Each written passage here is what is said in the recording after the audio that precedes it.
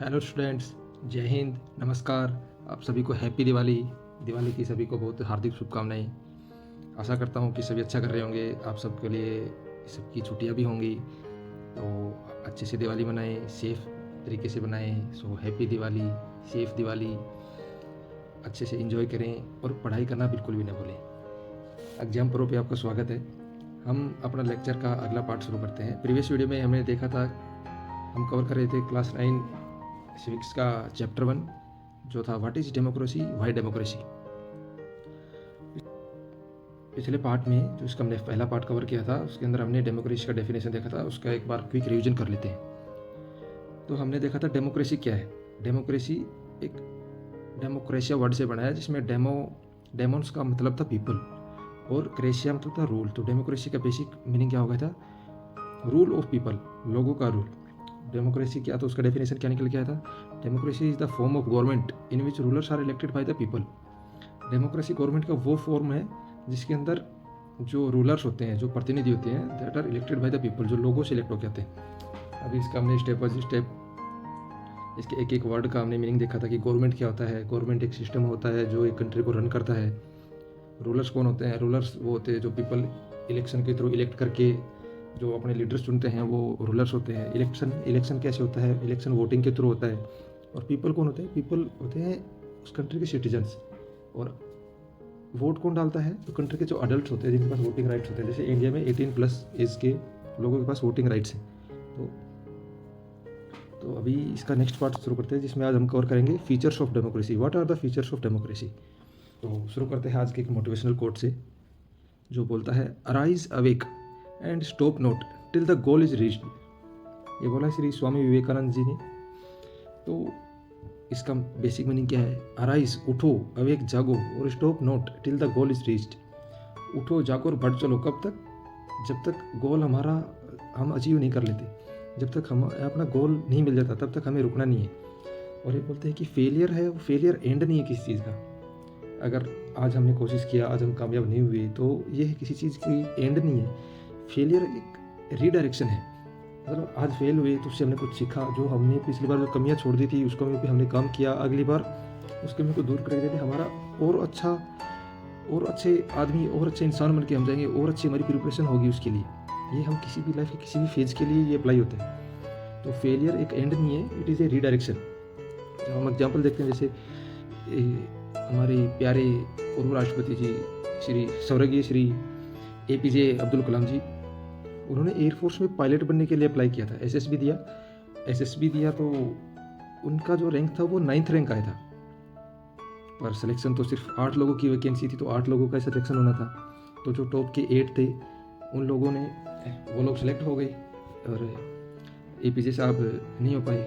तो नॉर्मल आदमी क्या होता है? हार मान लेगा। पर उन्होंने हार नहीं माना। हार मानने के बजाय उन्होंने DRDO ज्वाइन किया। DRDO क्या है? किसी को पता है DRDO का फुल फॉर्म? DRDO है defence research and development organisation. जो हमारे डिफेंस है, जो नई नई टेक्नोलॉजीज लेके आता है, तो वो DRDO उन पर काम करता है। तो उन्होंने DRDO ज्वाइन किया। उसके बाद में उन्होंने ISRO ज्वाइन किया, इंडियन स्पेस रिसर्च ऑर्गेनाइजेशन। और उसके बाद में वो इंडिया के मिसाइल मैन बनी, और इवेंचुअली उसके बाद में हमारे सबके चहीते प्रेसिडेंट ऑफ द इंडिया भी बने वो। तो इससे मतलब अगर वो हार मान लेते, एयरफोर्स में सिलेक्शन नहीं हुआ, उन्होंने हार मान के बैठ जाते, तो वो अपनी इन ऊंचाइयों तक नहीं पहुंच पाते। और उन्होंने हार नहीं माना, और देखो इंडिया के फर्स्ट पर्सन, भारत का पहला नागरिक होता है प्रेसिडेंट, तो वो भारत के पहले नागरिक तक पहुँच गए। तो इससे हमें बहुत कुछ सीखने को मिलता है। ये चेहरा आपने, अगर आप न्यूज़ फॉलो करते हैं, तो ये आजकल ये चेहरा बहुत न्यूज़ में है। आपने इस पर ध्यान दिया कि ये कौन है? इसके बारे में पता किया किसी ने? ये बेसिकली हमारे चैप्टर से ही रिलेटेड है। इनका नाम है मरीना कोरिना मचाडो। ये बेसिकली वेनेजुएला की रहने वाली महिला है। अच्छा, इन्होंने ऐसा क्या किया कि ये बहुत अभी पॉपुलर हो गई हैं एकदम? इनको नोबेल पीस प्राइज़ 2025 के लिए सेलेक्ट किया गया है। अच्छा, इन्होंने ऐसा क्या किया जो इनको इतना बड़ा प्राइज़ पुरस्कार मिल रहा है? तो बेसिकली क्या था कि इन्होंने वेनेजुएला के अंदर जो अभी फ़िलहाल जो वहाँ के प्रेसिडेंट है, वो एक तानाशाही गवर्नमेंट चला रहे हैं। और इन्होंने लोगों के डेमोक्रेटिक राइट्स के लिए स्ट्रगल किया, उसके लिए फ़ाइट किया, बहुत सारी एक्टिविटीज़ किए, कंटिन्यू इनका स्ट्रगल चलता रहे। तो इसके लिए जो तानाशाही हटाने और डेमोक्रेसी लाने के लिए इनके प्रयासों को देखते हुए इनको नोबेल पीस प्राइज़ मिला है 25 में। तो अभी फ़िलहाल वेनेजुएला में प्रेसिडेंट है निकोलस मदुरो, जो कि एक तानाशाही रूप की गवर्नमेंट चला रहे हैं वहाँ पे। वहाँ की गवर्नमेंट क्या है कि एक तानाशाही तरीके से काम कर रही है, और जो लोग अगर कोई आवाज़ उठा रहे हैं उस पर, तो वो लोगों की आवाज़ को दबा रहे हैं। और इलेक्शन हो रहे हैं वहाँ पे, ऐसा नहीं है कि निकोलस मदुरो ने एकदम वहाँ पे एकदम राजा बन के बैठ गया कि मैं हूँ और इसके अलावा कोई नहीं। इलेक्शंस हो रहे हैं, पर इलेक्शंस के अंदर धांधली हो रही है, जिससे क्या आउटकम वही निकल के आ रहा है कि निकोलस मदुरो ही बाद में जीत के फिर से प्रेसिडेंट बनता जा रहा है। तो ऐसा चल रहा है। इन्होंने इसके विरुद्ध आवाज़ उठाई है। अच्छा, कौन थी ये? क्या कोई सोशल एक्टिविस्ट हैं, या फिर कोई पत्रकार हैं, या फिर कोई जर्नलिस्ट हैं, क्या कौन है? ये एक ओपोजिशन की पॉलिटिकल लीडर हैं। 2024 में इन्होंने, जो निकोलस मदुरो है उसके खिलाफ में प्रेसिडेंट का इलेक्शन का चुनाव लड़ने के लिए नॉमिनेशन भरा था इन्होंने। पर अभी इनकी पॉपुलैरिटी को देखते हुए निकोलस मदुरो को डर लगा कि अगर चुनाव के लिए खड़ा कर दिया तो मदुरो तो हारने वाला था। तो मदुरो ने अपनी प्रेसिडेंट पावर का गलत तरीके से यूज़ किया, और जो मारिया कोरिना मचादो हैं इनको अयोग्य घोषित कर दिया कि ये तो चुनाव लड़ ही नहीं सकती। अब ये हार नहीं मानी, और इन्होंने अपोजिशन के ही दूसरे लीडर को अपना सपोर्ट दिया। उनके दूसरे लीडर का नाम क्या था? दूसरे लीडर का नाम था एडमुंडो गोंजालेज।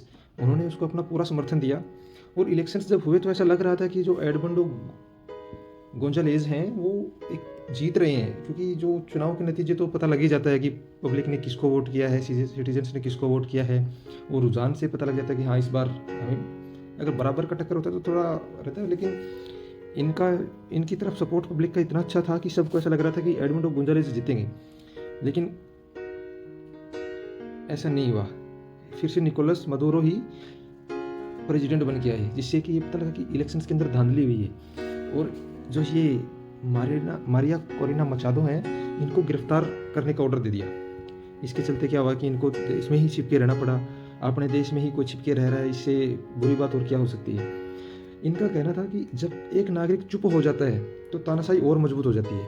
तो इन्होंने ये चुप नहीं रही, इन्होंने तानाशाही के खिलाफ लड़ाई लड़ी, और उसी के चलते इनको नोबेल पीस प्राइज़ 2025 इनको मिला है। अच्छा, ये नोबेल पीस प्राइज़ 25 का और भी बहुत ज़्यादा न्यूज़ में है, क्योंकि यूएस प्रेसिडेंट डोनाल्ड ट्रंप भी इसके लिए नॉमिनेट हुए थे, पर उनको नहीं मिला। तो न्यूज़ में बोला जा रहा है कि इनके जीतने से ज़्यादा चर्चे डोनाल्ड ट्रंप जी की हार के हो रहे हैं, कि वो हार गई। इनको पब्लिसिटी इतनी नहीं दे रही जितना डोनाल्ड ट्रंप को उनकी हार भी मिल रही है। ये भी है। वो एक डायलॉग था ना कि तुम्हारी जीत से ज़्यादा चर्चे हमारी हार के होंगे, तो ट्रंप जी का यही है कि इनकी जीत से ज़्यादा चर्चे उनकी हो रहे हैं। फिर भी ये हमारे चैप्टर से रिलेटेड था, तो हमें याद रखना चाहिए कि मारिया कोरिना मचादो जो वेनेजुएला की महिला हैं, ओपोजिशन लीडर हैं, पॉलिटिकल लीडर हैं, वेनेजुएला की रहने वाली हैं। किसके लिए मिला? For her tireless work promoting democratic rights को प्रोटेक्ट करने के लिए इन्होंने जो लड़ाई लड़ी है उसके लिए इनको मिला है। For her struggle to achieve peaceful transition from dictatorship to democracy, तानाशाही से डेमोक्रेसी की तरफ इन्होंने अपना पीसफुल ट्रांजिशन की तरफ इन्होंने बढ़ावा दिया। इसी के चलते इनको पीस प्राइज़ मिला है। और ये नोबेल पीस प्राइज़ कौन देता है? ये देता है द नॉर्वेजियन नोबेल कमेटी। अच्छा, अभी कमेंट सेक्शन में बताइए कि जो नॉर्वेजियन नोबेल कमेटी है ये कौन से देश की है? नोबेल प्राइज़ कौन सा देश देता है? नोबेल पीस प्राइज़ कौन सा देश देता है? ये कमेंट सेक्शन में बताइए। ओके, अभी आज के चैप्टर पे आते हैं, features of democracy. Features of democracy मतलब डेमोक्रेसी जो है उसके अंदर क्या क्या होना चाहिए कि जिससे कि उसको हम डेमोक्रेसी बोलें। ऐसा नहीं है, अब जैसे वेनेजुएला का एग्जांपल लिया, इलेक्शन तो हो रहे हैं वहाँ पे, लोग वोट भी डाल रहे हैं वहाँ पे, पर क्या वो डेमोक्रेसी है? नहीं है, क्योंकि वहाँ पे जो रिजल्ट है वो सिर्फ रिजल्ट अपोजिट आना था, फिर भी रिजल्ट चेंज कर दिया गया। इलेक्शंस के अंदर धांधली है, तो वो डेमोक्रेसी नहीं है। तो डेमोक्रेसी के फीचर्स हमें ये बताएंगे कि एक ट्रू डेमोक्रेसी क्या है, उसके अंदर क्या क्या चीज़ें होनी चाहिए। तो बेसिकली डेमोक्रेसी के 4 फीचर हैं। जैसे एक मेजर डिसीजन है वो इलेक्टेड लीडर्स ही लेते हैं। ये तो इसका एक बेसिक प्रिंसिपल है कि अगर लोगों का रूल है तो डिसीजन है जो लोगों के द्वारा, जो इलेक्टेड मेंबर है वही एक डिसीजन लेने के लिए एक लीडर होगा उनका, रिप्रेजेंटेटिव होगा उनका। एक होता है इलेक्शन है वो फ्री एंड फेयर होने चाहिए, बिना किसी के इन्फ्लुएंस में होने चाहिए, जो कि वेनेजुएला में नहीं हो रहे थे।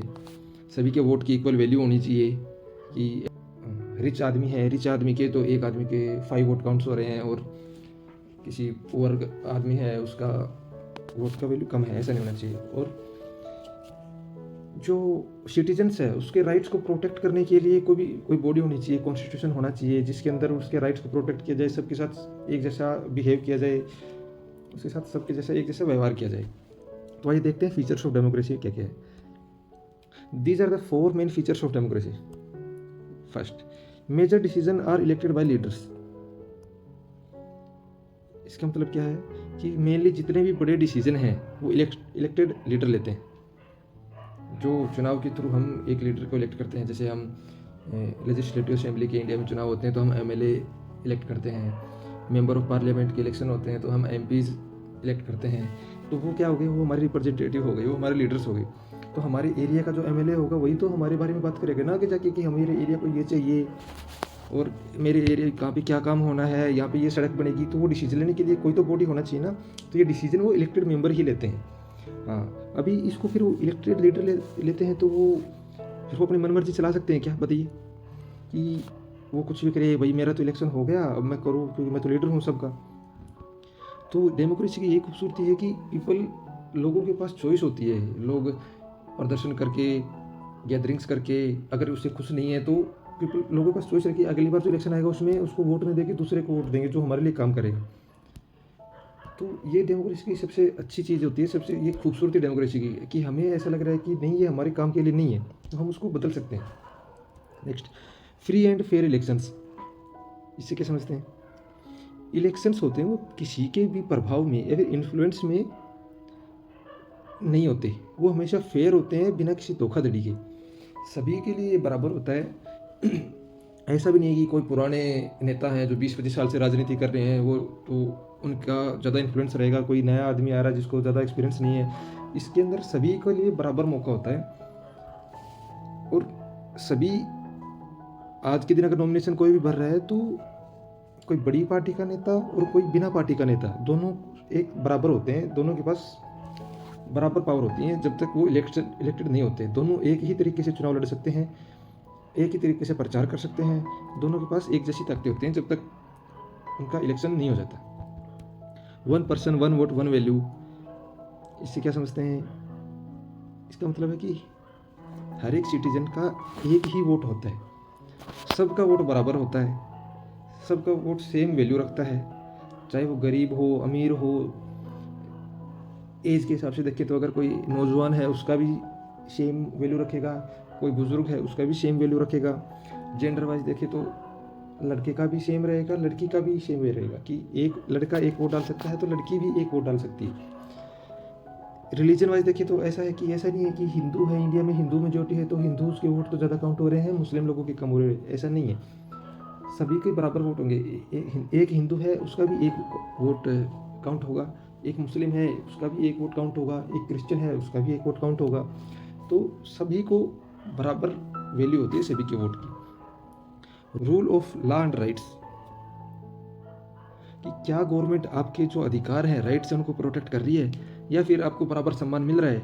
ये भी बहुत इंपॉर्टेंट है कि जो आपने गवर्नमेंट इलेक्ट तो कर लिया, पर क्या वो आपको आपके अधिकारों की रक्षा कर रही है, क्या आपको इतनी इज्जत मिल रही है जितनी आपको मिलनी चाहिए। ये डेमोक्रेसी का ये भी बहुत इंपॉर्टेंट हिस्सा है। इनके सभी के बारे में हम डिटेल में देखेंगे। नेक्स्ट, फैन फीचर क्या क्या हो गए?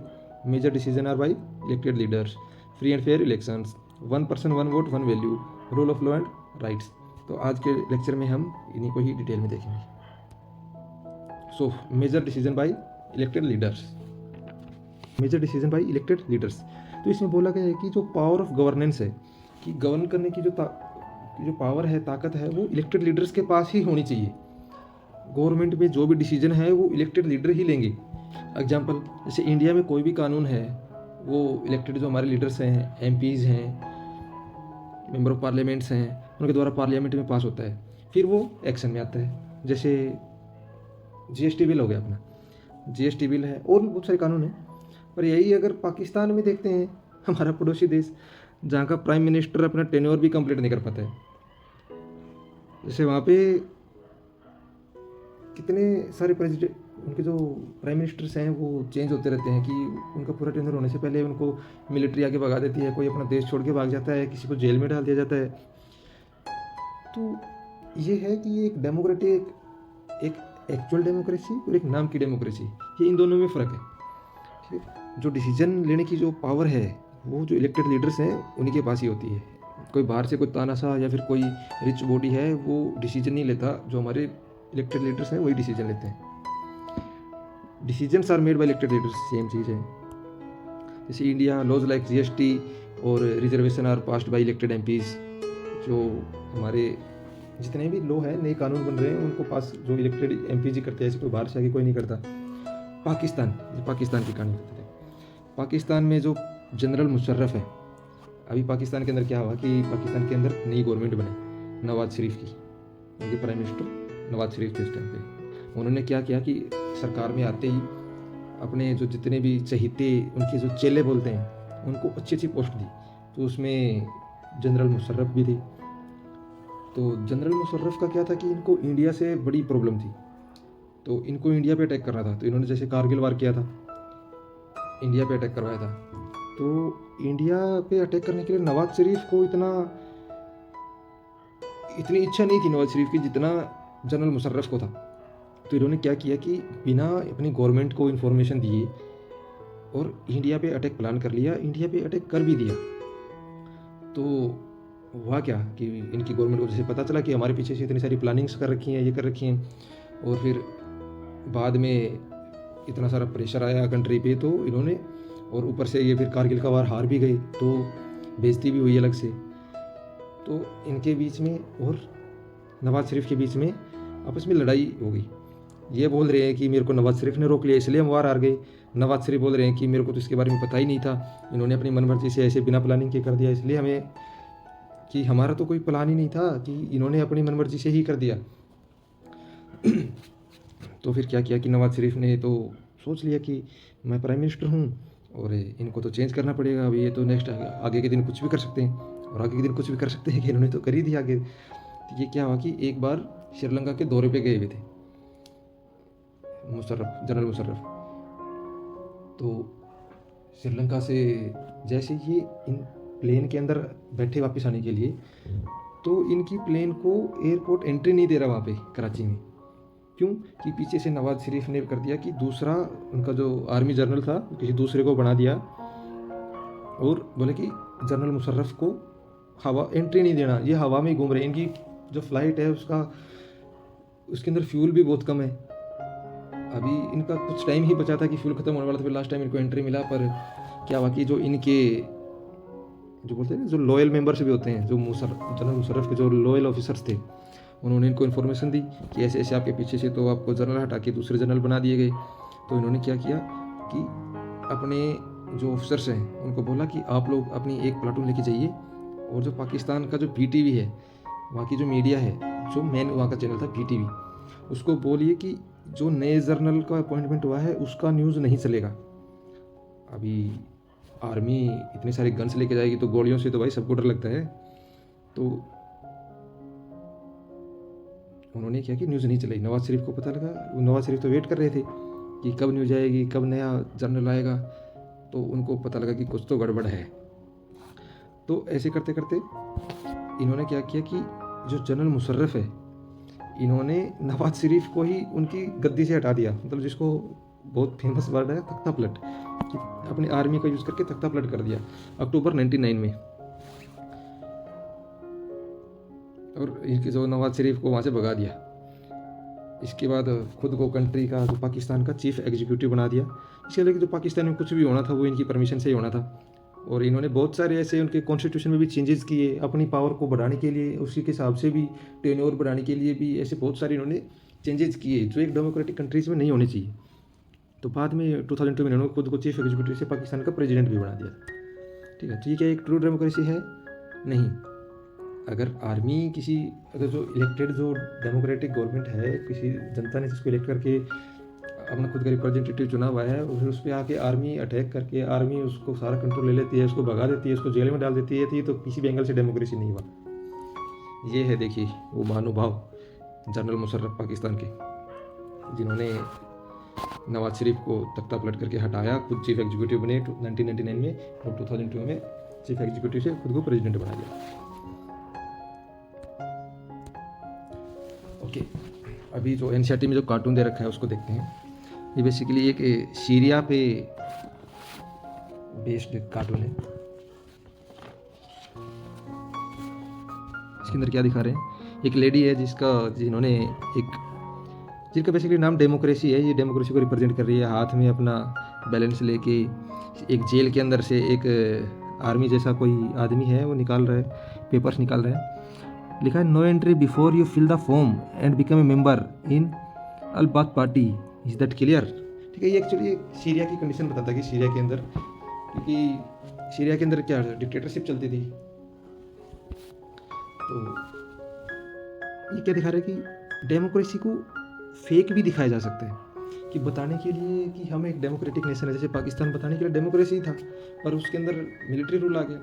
तो कई जगह पे ऐसा भी होता है कि बाहर से दिखाने के लिए कि हाँ सब कुछ डेमोक्रेसी के हिसाब से हो रहा है काम, पर एक्चुअली में वो डेमोक्रेसी में तो फेक डेमोक्रेसी होती है वो, कि जो इसके अंदर जो एक्चुअल पावर्स हैं वो लीडर्स, इलेक्टेड लीडर्स के पास नहीं है, वो नॉन डेमोक्रेटिक फोर्सेज के पास में होती हैं। जैसे कोई डिक्टेटर हो गया, या फिर कोई एक पार्टी है वही रूल की जा रही है बार बार। अब जैसे इसमें लिखा है कि no entry before you fill the form, कि आपको एंट्री जब तक नहीं मिलेगी जब तक आप ये फॉर्म फिल नहीं करेंगे, और बिकम ए मेंबर ऑफ जो कोई स्पेसिफिक पार्टी है उसका अगर इलेक्शन लड़ना है तो आपको उस पार्टी का मेंबर बनना पड़ेगा। अगर एक ही पार्टी बार बार सिर्फ एक ही पार्टी इलेक्शन लड़े जा रही है तो फिर क्या वो डेमोक्रेसी है? एक पार्टी, अब वही बात है कि मैं रेस में फर्स्ट आया, अच्छा कितने आदमी दौड़ रहे थे? एक आदमी दौड़ रहा था, अरे तो एक आदमी दौड़े तो भाई फर्स्ट ही आएगा ना। तो वो ये कि अगर एक ही पार्टी इलेक्शन लड़ेगी तो ऑब्वियस ही बात है कि गवर्नमेंट वही बनाएगी। तो सीरिया के अंदर क्या था कि सिर्फ एक ही मेन पार्टी थी, द बाथ पार्टी, और जो बाकी पार्टी थी वो या तो खड़ी होने से पहले दबा दी जाती, या फिर कोई ऐसा रूल लेके आ जाती कि वो बैन हो जाती। जैसे बताया था ना कि वेनेजुएला में जो अपोजिशन के लिए प्रेसिडेंट के लिए खड़ी हुई थी और उनको अयोग्य घोषित कर दिया, तो ऐसे ही पार्टी को बैन कर दिया, या फिर अलाउ जो कॉन्टेस्ट लड़ने के लिए अलाउ नहीं किया उसको। और इलेक्शन होते हैं, पर अभी देखो अगर एक ही बात पार्टी है अगर चुनने के लिए, तो पब्लिक क्या करेगी? उसी को ही तो वोट, अभी वोट डालने के लिए एक ही पार्टी है आगे, उसी को ही वोट डालेगी। तो लोगों के पास कोई चॉइस है? कोई चॉइस नहीं है। तो अगर लोगों के पास चॉइस ही नहीं है तो फिर उसी पार्टी को वोट देंगे। ऐसा ही चाइना में है। चाइना के अंदर कौन चुनाव लड़ता है? चाइना के अंदर वही चुनाव लड़ता है जो कम्युनिस्ट पार्टी से है, या फिर उसकी कोई एसोसिएटेड पार्टी से है। कोई छोटी पार्टी है तो कम्युनिस्ट पार्टी की एसोसिएट होगी, नहीं तो फिर जो कम्युनिस्ट पार्टी है वही है। अभी वहाँ पे चुनाव तो हर 5 साल में हो रहे हैं, पर हमेशा उनके जो प्रेसिडेंट प्राइम मिनिस्टर जो भी इलेक्ट होके जो उनके मेंबर्स आ रहे हैं वो तो सेम ही पार्टी से आ रहे हैं। रूल तो मतलब बेसिकली रूल तो एक ही पार्टी का है। ऐसे ही मैक्सिको में है।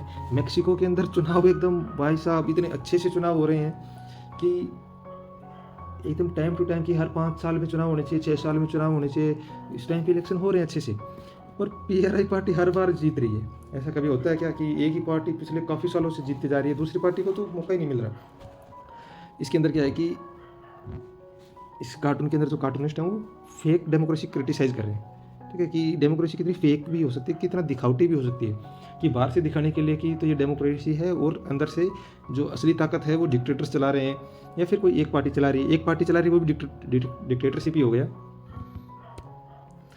Showing real power lies with non democratic forces like dictators and one party rules, कि जो असली ताकत है, जो मेन पावर है, जो डिसीजन मेकिंग पावर्स हैं, वो नॉन डेमोक्रेटिक फोर्सेज के हाथ में होती है। जैसे डिक्टेटर हो गया और वन पार्टी रूल हो गया। अब Syria only one party, the Baath party, other parties are banned or not allowed to contest, election held but no real choices to people, applies on China too, China पे भी apply होता है। Only communist party is allowed, सिर्फ communist party ही allowed. Mexico के अंदर past में क्या था, from 1930 to 2000 only one party PRI won every election, एक ही पार्टी 1930 से लेकर 2070 साल, 70 साल मायने रखता है यार, कि 70 साल तक ओनली पीआरआई पार्टी ही सारी इलेक्शन जीतती जा रही थी। वहाँ पे इलेक्शन कैसे थे? रिग्ड इलेक्शन, मतलब हाँ किसी को भी वोट डाल दो, जीतना तो वही है पीआरआई। इलेक्शंस होते थे, इलेक्शन टाइमली हो रहे हैं, बट नॉट फेयर।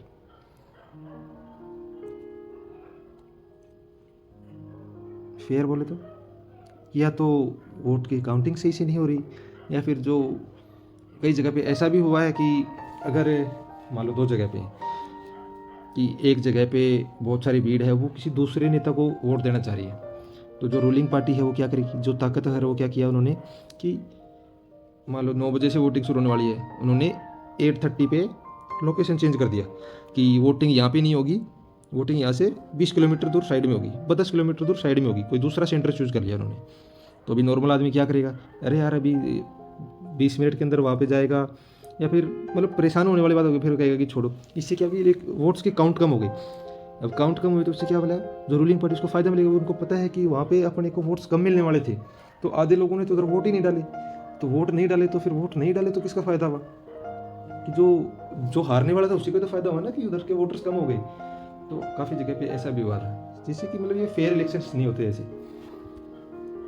तो ये फाइनल मैसेज क्या बताता है इसमें, डेमोक्रेसी है वो एक शो पीस की तरह दिखाई जा रही है। जैसे सीरिया का इसमें एग्जांपल है कि एक शो पीस सिर्फ दिखावटी है, बाहर से दिखाने के लिए है कि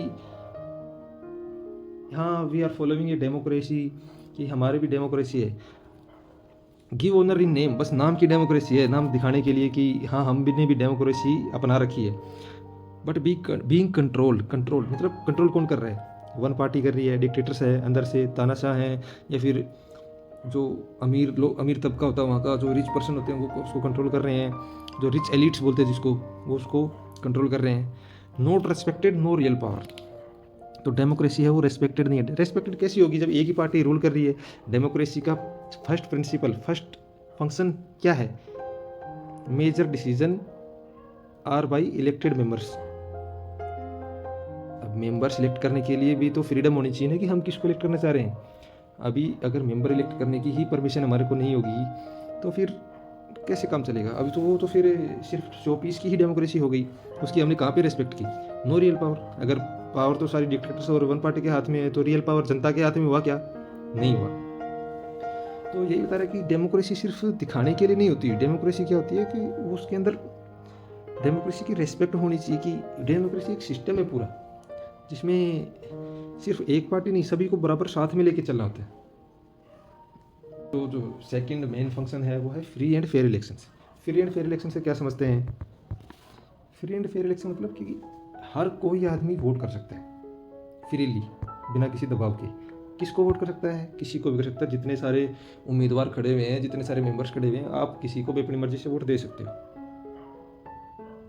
जो सिटीजन्स होते हैं, जो मतदाता होते हैं, उनके पास रियल चॉइसेस होती हैं। इसमें रियल चॉइस से मतलब क्या होता है कि एक्चुअल में चॉइस मिल रही है कि आपके पास ये 10 आदमी हैं, आपके एरिया में 10 MP बनना चाह रहे हैं, तो आप 10 में किसी को भी वोट दे सकते हो। तो ये रियल चॉइस होगी। फेक चॉइस क्या होती है, फेक चॉइस वही होगी कि जो एक आदमी जो जीतता रहा है वही जीत रहा है, उसने बाकी लोगों को इलेक्शन में खड़ा ही नहीं होने दिया, उनको डरा दिया, धमका दिया, या फिर कोई इतना स्ट्रॉन्ग है कि उसके सामने खड़ा ही नहीं हो पा रहा कोई। जैसे काफ़ी एग्जाम्पल देखेंगे जिसमें होता है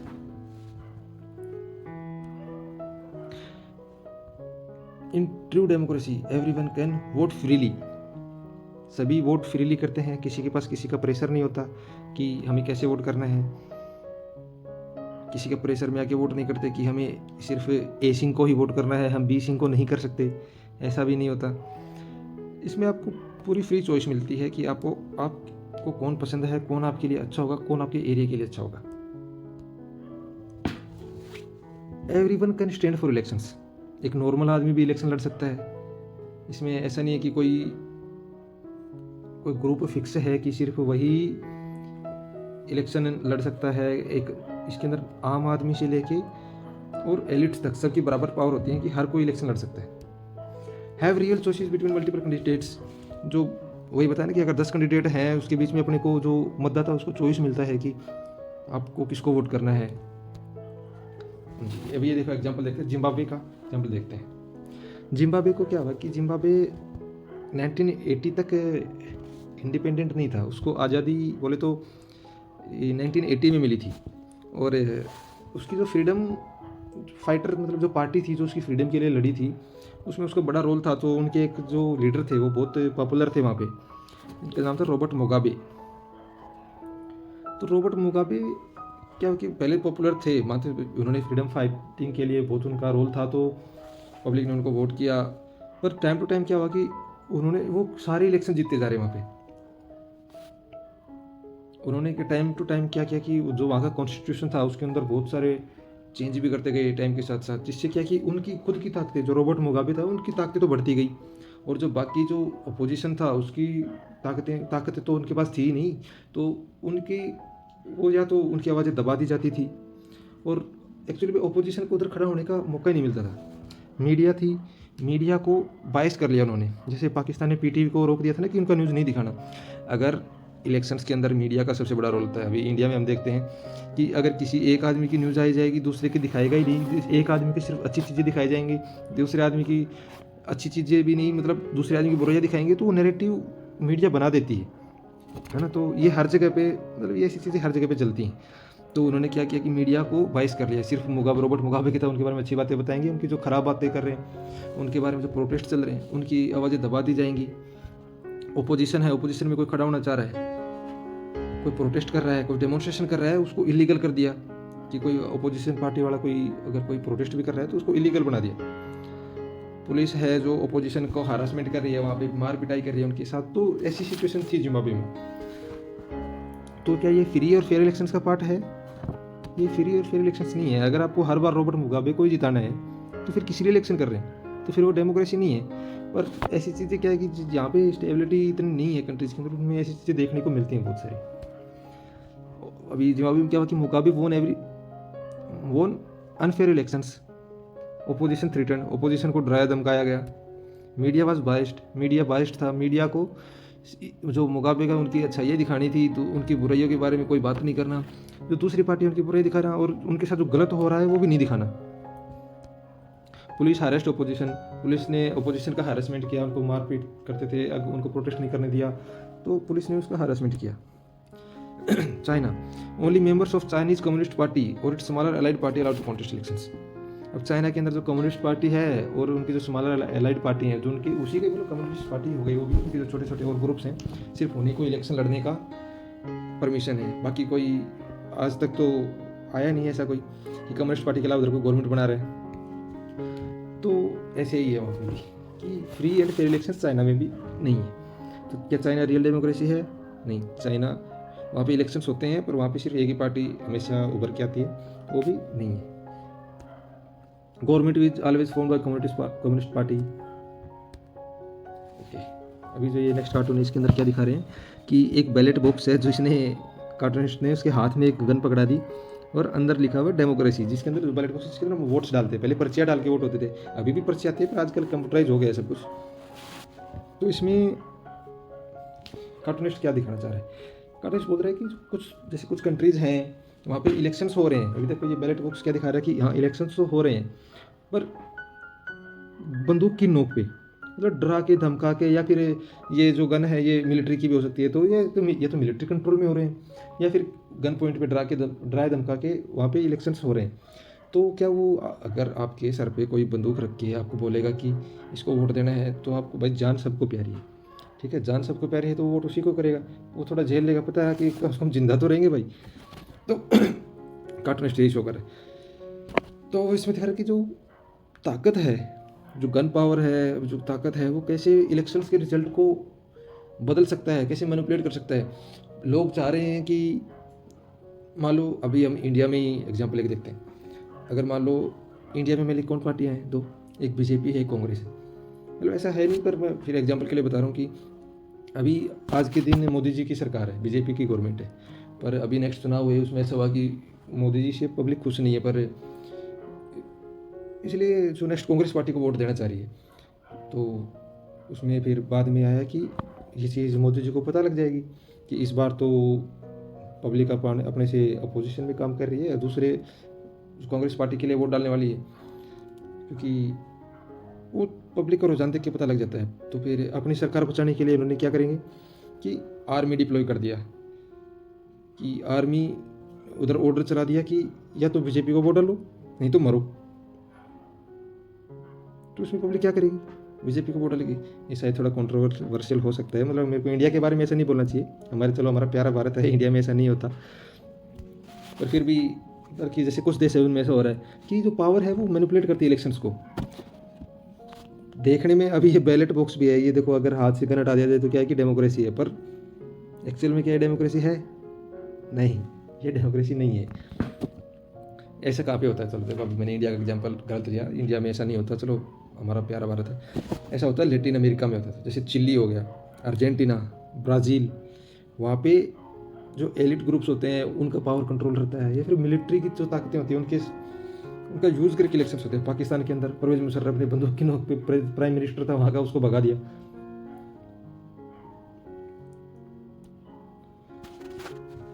It criticizes how in some countries elections happen but under threat, fear और military control, कि कुछ कंट्रीज में इलेक्शंस तो होते हैं पर तो मतलब डर और मिलिट्री का जो कंट्रोल है उस पर, वो मिलिट्री के कंट्रोल में होते हैं, वो लोगों के पास ऐसे फ्री चॉइसेस नहीं होती हैं। ठीक है, तो फ्री चॉइस नहीं है तो वो कहाँ से डेमोक्रेसी हुई? डेमोक्रेसी तो वही होगी भाई, अपना वोट डाल के हम अपना नेता चुनेंगे, पर भाई मिलिट्री तुम्हें बंदूक दिखा रही है तो फिर कैसे डेमोक्रेसी हुई? It shows how power manipulate elections, ये दिखा रहा है कि पावर है वो कैसे इलेक्शंस को मैनिपुलेट कर रहा है, मतलब कैसे उसको डिसीजन को, जो कैसे जो रिजल्ट आने वाला रिजल्ट है उसको कैसे बंदूक की नोक पे चेंज किया जा रहा है। Even though they maintain the outer appearance of democracy, कि जो आउटर जो बाहरी जो इसका आवरण है वो तो देखने में डेमोक्रेसी लगेगा। अभी पाकिस्तान कोई बाहर का कोई देश देखेगा तो ऐसे लगेगा कि हाँ कि चुनाव भी तो हो रहे हैं, हर 5 साल में गवर्नमेंट भी बन रही है, पर तो देखने में तो डेमोक्रेसी है वो। चाइना में भी देखने में तो डेमोक्रेसी है, हर 5 साल में तो इलेक्शंस हो रहे हैं, पर क्या वो डेमोक्रेसी है पाकिस्तान में? अब वो आर्मी आके कभी भी उनका जो तख्ता पलट कर देती है, कभी भी आके उनके प्राइम मिनिस्टर को भगा देती है, तो क्या वो डेमोक्रेसी है? वो डेमोक्रेसी नहीं है। ये कहाँ का अप्लाई होता है? Latin America, specially in the past, मतलब अभी थोड़ा नहीं, पर जो पहले का जो चिली, अर्जेंटीना, ब्राज़ील का जो डेमोक्रेसी था उसमें ऐसा होता था कि countries like Chile, Argentina, Brazil in 1970-80s के अंदर elections happened under military dictatorships. Military की जो तानाशाही चलती थी उसके अंडर में इलेक्शंस होते थे। Army and elites control the process, उनकी जो आर्मी और जो एलिट मतलब जो अमीर तबका होता है वो पूरे प्रोसेस को कंट्रोल करती थी, किसको वोट डालना है, कितना वोट डालना है, पूरा रिजल्ट उन्हीं के हिसाब से ऐसे चलता था। पाकिस्तान में election held but many time the real power was with army और आईएसआई उनका जो सीक्रेट एजेंसी है। ठीक है, तो इलेक्शंस तो होते हैं पाकिस्तान में भी, पर जो रियल पावर कहाँ पे होती थी? आर्मी के पास होती थी और आईएसआई के पास होती थी। वो अपना नेता अभी परवेज मुशर्रफ कभी भी प्रेसिडेंट को भगा के अपना बन जाता था। Civil government has been removed by military, जो नॉर्मल गवर्नमेंट है वो मिलिट्री उसको भगा दिया। परवेज मुशर्रफ ने लात मार दिया नवाज शरीफ को मल्टीपल टाइम्स। जुल्फिकार अली भुट्टो के साथ वैसा नवाज शरीफ को मुशर्रफ ने मार दिया था, जनरल मुशर्रफ ने भगा दिया था। रशिया के अंदर क्या होता है कि रशिया के अंदर कंट्रोल मीडिया पे पूरा कंट्रोल रहता है, क्या दिखाना है, कितना दिखाना है, रूलिंग पार्टी के बारे में क्या दिखाना है, कितना अच्छा दिखाना है, दूसरी पार्टी के बारे में क्या गलत दिखाना है, ये कंट्रोल्ड मीडिया के अंदर आ जाएगा। Jailed opponents, vote tampering opponents हैं, कोई ऐसा लग रहा है कि ये तो हावी हो रहा है अपने पे, जीतने वाला है, तो उनको जेल में डाल दिया। वोट टेम्परिंग, वोटों के साथ छेड़छाड़ हो गई कि डाला था बीजेपी को, डल गया कांग्रेस को ऑटोमेटिक ही, वो टेम्परिंग होती है। जैसे वो राहुल गांधी जी बोलते थे ना कि अभी कांग्रेस पार्टी बोलती कि जैसे इलेक्शन में हार जाते थे तो कहते हैं कि इस बार ईवीएम के साथ कुछ छेड़छाड़ हुई है, तो वही वो वोट टेम्परिंग ही हो गई। वो कि वोट एक्चुअल में किसी को डाला गया था, इंटेंशन किसी को डालने का था, पर काउंटिंग में वोट किसी और की हुई, तो ये थी vote tampering. Belarus, president wins every time, जो बेलारूस का प्रेसिडेंट है वो हमेशा वही जीतता रहे, उसके अपोनेंट को क्या करता, जेल में डाल देगा। तो जैसे कोई अभी क्या हुआ कि मान लो कि मैं प्रेसिडेंट हूँ, मैं इधर तानाशाही चला रहा हूँ, मौज मस्ती मन मर्जी चला रहा हूँ, अगली बार बंदे होंगे कि ठीक है अगली बार इलेक्शन में मैं खड़ा तो मैं थोड़ा अच्छा काम करूँगा, मेरे अपोनेंट में कोई आया, मैंने मिलिट्री का यूज किया, इसको भगा के जेल में डाल दिया, चलो जेल में जा। अब जेल में चला गया तो फिर क्या रहेगा, फिर से भाई फिर अगली बार मैं प्रेसिडेंट। तो बेलारूस में यही कहानी चल रही। म्यांमार में military controlled election for decades, दशकों तक यहाँ पे मिलिट्री पूरा इलेक्शंस कंट्रोल कर रही है। नॉर्थ कोरिया, ये अपने किंग जोंग, जो इतना खतरनाक कंट्री है। Elections happen but only one name on the ballot. Elections होते हैं भाई, प्यार से एकदम अच्छे से इलेक्शन होते हैं, पर बैलेट पे सिर्फ एक ही नाम रहता है, वो उनके डिक्टेटर का। उसके अलावा कोई वोट, कोई खड़ा ही नहीं हो सकता वहाँ पे। ओके, तो ये क्या, ये इंडिया पे भी अप्लाई होता है ये चीज़? सोच के बताइए। ये जो हमने बात किया कि इलेक्शंस होते हैं मिलिट्री के इन्फ्लुएंस में, पावर, फिर ये उसके अंदर एक्चुअली क्या है कि देखो, एकदम परफेक्ट डेमोक्रेसी की बात करेंगे तो ये तो कहीं पे भी नहीं हो पाएगी, ठीक है। पर हम कितने एक्सटेंट तक इसको अप्लाई कर रहे हैं, हम देखा हमारे आसपास देखते हैं कि बहुत मतलब कुछ मुश्किल से एक या दो जगह पे ऐसा होता है कि थोड़ा सा ऐसे पावर का यूज करके वोट्स का टेम्परिंग वगैरह कुछ मतलब पब्लिक को इन्फ्लुएंस किया जाता है कि नहीं इसको वोट नहीं डालना है, इसको वोट डालना है करके, ऐसा हो जाता है। बाकी हमारे में इतना ज़्यादा नहीं होता है। Somewhat yes, sometime in India incident like booth capturing in some states, कि बूथ को कैप्चर कर लिया। बूथ कैप्चरिंग क्या हो गया कि जहाँ पे पोलिंग बूथ है, जहाँ पे इलेक्शन हो रहे हैं, वहाँ पे कुछ गुंडे जाके घुस गए, पब्लिक को बाहर भगा दिया, उधर पे जितने वोट थे उनका वोट खुद ही डाल दिया, वोटिंग पे वोटिंग डाल रहे हैं। तो वो क्या करेंगे, वैसे थोड़ी है कि ह्यूमन मर्जी से सबसे पूछ के डालेंगे कि हाँ भाई तेरे को किसको डालना है, तेरे को किसको डालना है, तेरे को किसको डालना है। नहीं, उनको किसी को भी डालना है, उसका बटन दबाए के अपना मौज किए गई। वायलेंस ड्यूरिंग लोकल इलेक्शंस के अंदर वायलेंस हुआ, कुछ प्रीवियस इंसिडेंट ऐसे हैं, तो ये इसी का एग्जांपल है। वो क्या कि पावर का यूज करके, जरूरी मिलिट्री जो लोकल जो गुंडागर्दी है वो भी तो सेम ही चीज़ है ना। तो कई बार इलेक्शंस में वायलेंस भी होती है कि, तो ये थोड़ा बहुत इंडिया में भी होता ही। Use of fear, bribery and pressure in certain areas, कुछ एरियाज में डर का माहौल बनाया जाता है, गुंडागर्दी चलाई जाती है, या फिर रिश्वत वगैरह होती है ना, रेवड़ी दी जाती है। कि मैंने तो कई सारे वीडियोज़ में ये भी देखा था कि कुछ नेता अपने इलेक्शन से पहले चिकन और एक दारू की बोतल बांट रहे हैं वहाँ पे। दारू तो इलेक्शन में अपने तो चलती है। तो ये सब इसी के अंडर आता है कि इंडिया में भी कुछ हद तक ऐसी चीज़ें होती हैं जो डेमोक्रेसी में, रियल डेमोक्रेसी में जो नहीं होनी चाहिए, ठीक है। कई जगह जैसे थोड़े गरीबों वाला एरिया होता है, तो वहाँ पे गुंडागर्दी करके उनसे ज़बरदस्ती भी वोट उनसे छीन लिए जाते हैं, उनकी आवाज़ें दबा दी जाती हैं, ये होता है ये भी। तो इसका मतलब इससे कार्टूनिस्ट क्या कहना चाह रहा है कि जो real democracy means free will, peace and people's power. जो रियल डेमोक्रेसी है उसके अंदर फ्री विल मतलब हमारी इच्छा होनी चाहिए खुद की। मैं वोट डाल रहा हूँ तो वो मेरी इच्छा होनी चाहिए कि मैं किसको वोट डाल रहा हूँ। मेरे को मोदी जी पसंद है तो मेरे को मोदी जी को वोट डालना है, मेरे को राहुल गांधी पसंद है, मेरे को राहुल गांधी को वोट डालना है, मेरे को मायावती जी पसंद है, मेरे को मायावती जी को डालना है, मेरे को अरविंद केजरीवाल पसंद है, मेरे को उनको डालना है। वो मेरी खुद की इच्छा होनी चाहिए, फ्री विल। और पीस, शांति होनी चाहिए। ऐसे नहीं कि मैं डरते डरते जा रहा हूँ कि एक पार्टी के मेंबर्स उधर खड़े हुए हैं लकड़ी लेके कि अगर मैंने दूसरी पार्टी को वोट डाल दिया तो मेरे को मार देंगे, और मैंने उनको डाला तो ठीक है कोई दिक्कत नहीं। तो ऐसा नहीं होना चाहिए, ये सब पीसफुली होनी चाहिए votings. Peoples power, real democracy means peoples power, मतलब लोगों के पास ताकत होनी चाहिए। कि ऐसे नहीं कि अभी जो लोग डाल रहे हैं एक्चुअल में डेमोक्रेसी क्या है, वही तो ताकतवर है कि हम किसको चूज कर रहे हैं। बट उन्हीं को ही अगर दबा दिया जाए तो वो रियल डेमोक्रेसी हुई नहीं, वो रियल डेमोक्रेसी नहीं हुई, ठीक है। नॉट फियर, कंट्रोल और गन्स, इन सब का डर नहीं होना चाहिए रियल डेमोक्रेसी में। उनको डराया धमकाया नहीं जाना चाहिए, उनका कंट्रोल नहीं होना चाहिए। अगर ये सब चीज़ें हो रही हैं तो फिर वो रियल डेमोक्रेसी नहीं है, वो भी सिर्फ दिखावटी डेमोक्रेसी ही है, वो भी शो पीस ही है। तो क्या हुआ, अगर कहीं पे वोटिंग हो रही है, वहाँ पे हिंसा हो रही है, तो क्या वो डेमोक्रेसी है? नहीं है। अगर किसी को रिश्वत दे रहे हैं तो डेमोक्रेसी है? नहीं है। वहाँ पे किसी को प्रेशराइज किया जा रहा है वोट डालने के लिए तो डेमोक्रेसी है? नहीं है। ओके, तो चलिए आगे बढ़ते हैं। इलेक्शंस अंडर थ्रेट और military rule are not the true democracy. वही बोला हमने कि इलेक्शंस डर के माहौल में या फिर मिलिट्री रूल के अंडर में जो हो रहे हैं वो क्या रियल डेमोक्रेसी है? नहीं, वो रियल डेमोक्रेसी नहीं है।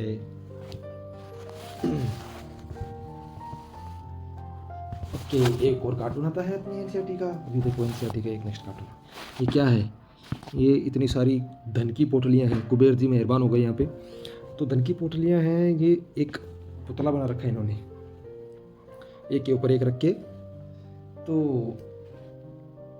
ये एक्चुअली में क्या कह रहे थे वो कि जो रियल डेमोक्रेसी है वो सभी की इक्वालिटी, सबको बराबर तरीके से आगे बढ़ा के सबका बराबर हिस्सेदारी लेके होती है, ठीक है। सब लोग आपस में वोट डालें, सभी रिलीजन, सभी मतलब पुरुष महिलाएं सभी मिलके, सभी रिलीजन, सभी एरिया के लोग मिलके बढ़ाएंगे तो तभी वो ट्रू डेमोक्रेसी होगी।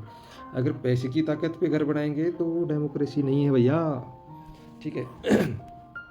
Money bag signify money power in democracy. तो ये जो मनी बैग दिखा रहे हैं, जो छोटी छोटी पोटलियाँ दिखा रहे हैं, जो धन की पोटलियाँ हैं, ये कुबेर जी का जो खजाना दिख रहा है, ये जो हमारे इलेक्शंस के अंदर मनी पावर यूज़ होती है, वो तो सबको पता है कितना यूज़ होता है, बहुत जगह पे यूज़ होता है ये सब, ठीक है। कितना पैसा यूज़ करते हैं, एक प्रचार के लिए तो करते ही हैं, बाकी रिश्वत देने के लिए भी करते हैं। सच बोल रहा हूँ, बोल फिर सर आज सच बोलने के मूड में। Political leaders often depends on wealthy houses और rich elites who fund elections. जो पॉलिटिकल लीडर हैं, जो पॉलिटिकल पार्टीज हैं, अभी वो डिपेंड किस पे करती हैं? वेल्दी हाउसेज, जो अमीर लोग हैं उन पे, ठीक है। Rich elites, wealthy house, rich elites, जो बड़े बड़े फर्म्स, बड़े बड़े ग्रुप है, बड़ी बड़ी कंपनियां हैं, बड़े लोग हैं जो इलेक्शंस को फंड करते हैं, इलेक्शंस में पैसा डालते हैं, ठीक है, उन पे डिपेंड करते हैं। अभी आप कहोगे कि सर उससे क्या प्रॉब्लम है कि भाई उनको, उनके रिलेशन अच्छे हैं, उनको पैसा दे रहा है, वो करता है, उससे क्या होगा? देखो होगा क्या, आज जो पैसा दे रहा है, इस दुनिया में कोई भी इतना भला इंसान नहीं है जिसको फ्री में काम करना है, खासकर पॉलिटिकल, इस राजनीति के अंदर। तो अभी वो जहाँ पे पैसे लगा रहा है, उसकी पार्टी जीतेगी, उसकी पार्टी जीतेगी तो ये लोग भी उसको फ़ायदा पहुँचाने के लिए काम करेंगे, ठीक है। तो एक आदमी को फ़ायदा पहुँचाने के लिए काम कर रहे हो, तो क्या वो डेमोक्रेसी है? जो हम पढ़ रहे हैं डेमोक्रेसी, रियल डेमोक्रेसी, क्या वो डेमोक्रेसी होगा? वो डेमोक्रेसी नहीं होगा। अभी लैटिन अमेरिका का एग्जाम्पल देखते हैं। Democracy existed but was heavily influence by rich elites. Latin America में देखा ना, जो चिली, अर्जेंटीना एंड ब्राज़ील का जो लास्ट एग्जाम्पल लिया था, उसके अंदर अभी जो वेल्दी हाउस, रिच एलिट्स हैं, वो इतना पैसा उधर डाल रहे हैं कि उससे क्या है कि इलेक्शन का रिजल्ट ही पूरा चेंज हो रहा है। और उससे क्या होगा, अभी अपने फेवर में वो इलेक्शंस करवा रहे हैं, इलेक्शंस अपने फेवर में करवा लिया तो क्या होगा कि जो रूलिंग पार्टी है फिर वो रिच एलिट्स के लिए काम करती है, नहीं कि जनता के लिए। अभी इनके लिए काम करेगी तो उनके पास और पैसा होगा, नेक्स्ट टाइम और पैसा डालेंगे, तो यही साइकिल फिर चलता जाता है, जिससे कि नुकसान किसको हो रहा है? जो डेमोक्रेसी के अंदर जो सबसे स्ट्रॉन्गेस्ट होना चाहिए, जो पीपल्स की जो ताकत, जो लोगों की जो ताकत है, पीपल्स पावर की लोगों की ताकत है, वो तो है ही नहीं फिर, क्योंकि लोगों से तो लेना देना ही नहीं रहा ना फिर भाई। जो सबसे ताकत है वो आपने उसको सबसे कमज़ोर बना के रख दिया। Elections were dominated by money, corruption and control of big businesses. जो इलेक्शंस हैं वो, मतलब इलेक्शंस के अंदर क्या है कि मुद्दे ज़्यादा डिस्कस नहीं हो रहे, मुद्दे से ज़्यादा आम आदमी की समस्याएं क्या है वो नहीं आ रही न्यूज़ में। कौन कितने पैसे डाल रहे हैं, इलेक्शन उस पर डिपेंड कर रहा है कि आज आप मेरे लिए ये काम करोगे, चीज़ें उस हिसाब से काम नहीं कर रही। जो वेल्दी हाउस, जो रिच एलिट्स हैं, इतने पैसा डाल रहे हैं, उसके हिसाब से इलेक्शंस को मैनिपुलेट किया जा रहा है, ठीक है। Corruption, control of big businesses, India के कॉन्टेक्स्ट में देखें तो very much related to India. India में भी ये चीज़ें बहुत हद तक सच है। ये चीज़ कैसे कि इंडिया है वो लार्जेस्ट डेमोक्रेसी है, बट इलेक्शंस हैं वो एक्सट्रीमली कॉस्टली हैं, ठीक है। कि अपने इलेक्शंस में देखा होगा ना कि कितने पैसे लगते हैं, कितनी गाड़ियाँ, प्रचार वगैरह सब कुछ होता है, कितना पैसा लगता है। तो ये पैसा कहाँ से आता है? Corporate funding and black money plays a big role. जो लोगों का काला धन है, वो काला धन इसमें सब प्रचार के अंदर लगाते हैं। उससे क्या होगा, जो धन लगा रहा है फिर सब गवर्नमेंट उसी के लिए काम करेगी बाद में उसको, क्योंकि उसने पैसा लगाया है, उसने इनको पावर में लेके आया है। तो ऐसा तो है नहीं कि वो उनको छोड़ देगा ऐसे ही, फिर वो भी तो उनसे फ़ायदा उठाएगा ना, जो इलेक्टेड होके आए। तो अगर गलत काम करेंगे तो इनको भी फिर गलत काम करना पड़ेगा। तो यही चीज़ें फिर जो डेमोक्रेसी है उसको ख़राब करती हैं। जैसे कुछ स्टेट में वोट बाइंग भी होती है ना, एक वोट का पैसा, जैसे कोई गरीब आदमी है, अभी क्या होता है, अभी गरीबों को सिर्फ इलेक्शंस के टाइम पे याद किया जाता है, ठीक है। ये सच बात है कि वहाँ पे नेता आएगा कि अब जिसको बेचारे को खाने के लिए टाइम से उसको ये नहीं पता होगा कि कल मेरे को खाना मिलेगा या नहीं मिलेगा, अगर उसको पैसा दे रहा है तो वो बेचारा खुशी खुशी एक्सेप्ट कर लेगा। उसके लिए तो वही भगवान हो जाएगा कि चल ठीक है, कम से कम 2 दिन का खाना तो मेरा आएगा। तो उसके जितने वोट्स है उसके अकॉर्डिंग उसको पैसे मिलते हैं कि भाई तू मेरे को वोट देना, मैं तेरे को 5,000 रुपये देता हूँ, ठीक है, मैं आपको 20,000 रुपये देता हूँ, आप अपना सारा फैमिली का वोट मेरे को दे देना, ठीक है। तो ये ऐसे केसेस भी बहुत आए हुए हैं कि इन सम स्टेट्स वोट बाइंग भी होती है। कैश, लिकर, फ्रीबीज, ये आम चीज़ें हैं इलेक्शंस के टाइम पे। लीकर बटती है, फ्री बटती है, बोतलें खुलती हैं एकदम। 4 बोतल वोट का काम मेरा रोज का। वोटों में तो यही चलता है भाई। ठीक है, फ्री भी मतलब मैंने देखा भी है, और देखा मतलब जैसे कि इलेक्शंस के टाइम पे लोगों के घरों में गेहूं की बोरियां, चावल के कट्टे ऐसे सप्लाई कर रहे हैं वोट्स के नाम पे। गैस, लिकर तो बहुत ही कॉमन है। ठीक है, तो इसमें कार्टूनिस्ट क्या बोलना चाह रहा है कि जो ट्रू डेमोक्रेसी है वो इक्वालिटी पे सबको बराबर लेके और सबके इक्वल पार्टिसिपेशन पे बननी चाहिए, बिल्ट होनी चाहिए। जो जो ये पुतला दिख रहा है ये सबकी पार्टिसिपेशन और इक्वालिटी पे होना चाहिए, ना कि ये जो मनी पावर पे कि आज ज़्यादा पैसा लगा दिया। ये देखिए कि अगर आज जिसने जितना पैसा लगा दिया ना, वो आज तुम्हें 20,000 रुपये दे के चला गया, उसने वोट तुम्हारे खरीद ली। तो ये मान लो कि वो आगे आने वाले जो 5 साल के अंदर वो आपको 50 रुपये का भी काम नहीं करके देने वाला है। उसने खरीद लिया है, उसने अपनी तरफ से कर दिया, आपका 20,000 रुपये दे दिए, तो वो अगले फिर नहीं आएगा। इसकी बजाय अगर आप किसी ऐसे आदमी को वोट दोगे जो आपके बारे में सच में काम करना चाहेगा, तो वो आज आपसे आपसे 1,000 रुपये नहीं देगा आपको, पर आने वाले टाइम में वो आपके लिए रोजगार के कई सारे साधन लेके आएगा, आपको काम दिलवाएगा, आपका एरिया में अच्छा काम करवाएगा। इससे आपकी रीच बढ़ेगी। अगर आपके एरिया में काम हो रहा है तो ऑब्वियसली बात है उससे आपकी फिर आपकी भी तो मतलब लिविंग बढ़ रही है ना वहाँ से, कि अगर वो आपके एरिया में काम चलेगा तो आपको भी उसमें रोज़गार मिलेगा। तो ये सब चीज़ें सोच के डेमोक्रेसी होनी चाहिए, ना कि मनी पावर पे बिल्ड करेगा तो फिर वो सस्टेन नहीं कर पाएगा। सस्टेन वो सिर्फ फिर वो डिक्टेटरशिप की तरफ भी, और मतलब वो रियल डेमोक्रेसी नहीं हो पाएगा फिर, क्योंकि उसमें फिर पीपल लोगों के लिए कुछ भी काम नहीं हो रहा। फिर वो जो अमीर है वो अमीर होता जाएगा और जो गरीब है वो गरीब होता जाएगा। इसका नेक्स्ट फीचर है 1 पर्सन 1 वोट 1 वैल्यू। लेक्चर ज़्यादा बड़ा हो गया है तो इसको थोड़ा जल्दी जल्दी कवर करते हैं। ठीक है, 1 पर्सन 1 वोट 1 वैल्यू से आप क्या समझेंगे? नाम से ही पता लग रहा है कि जितने भी वोट डालने वाले आदमी हैं उन सभी को बराबर वोट है और बराबर वैल्यू मिलनी चाहिए, है ना। तो in democracy all adults have equal voting rights no matter gender, caste and religion. उनका जो जेंडर, कास्ट और रिलीजन को हटा के, ठीक है, कि उनके जेंडर, कास्ट, रिलीजन से कोई मतलब नहीं होता। सभी जो अडल्ट्स हैं उनको इक्वल वोटिंग राइट्स हैं, ठीक है, सबके वोट बराबर हैं। Every citizen vote must have equal value. सभी सिटीजन हैं उनके वोट की बराबर वैल्यू होनी चाहिए। जैसे देखिए इसको समझते हैं कि इसमें अभी आगे एग्जाम्पल आएंगे ना, तो उसमें और भी क्लियर समझ में आएगा कि ये क्या कहना चाह रहा है। कि लड़का लड़की है, दोनों का सेम वोट होगा। एक लड़का एक लड़की है, दोनों का एक एक वोट ही काउंट होगा। एक हिंदू है एक मुस्लिम है, दोनों का एक एक वोट ही काउंट होगा। एक बढ़िया है एक पंडित है, दोनों का एक एक वोट ही काउंट होगा।